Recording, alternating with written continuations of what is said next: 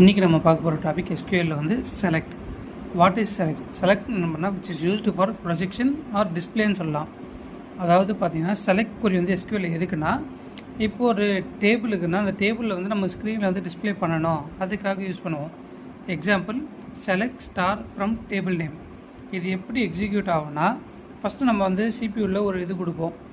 Select star from table name கொடுத்தோன்னா இந்த data பேஸில் போய் செக் பண்ணோம், இந்த டேபிள் இருக்கா அப்படின்னு பார்த்துட்டு அந்த டேபிள்லேருந்து நமக்கு எது டிஸ்பிளே பண்ணணும் ஸ்க்ரீனுக்கு. ஏன்னா மொத்தமாக வேணுனாலும் எடுத்துக்கலாம், இல்லை பர்டிகுலராக ஒரு திங் வேணுனாலும் எடுத்துக்கலாம். ஸோ அதுக்கு தான் இந்த ஸ்டார்னு ஒன்று போடுது. ஸ்டார்னால் எவ்ரி திங்குன்னு அர்த்தம். ஸோ இந்த ஃப்ரம் டேபிள் நேம் வந்து T1 போடுறேன். T1 மென்ஷன் பண்ண அந்த டேபிள் நேமு.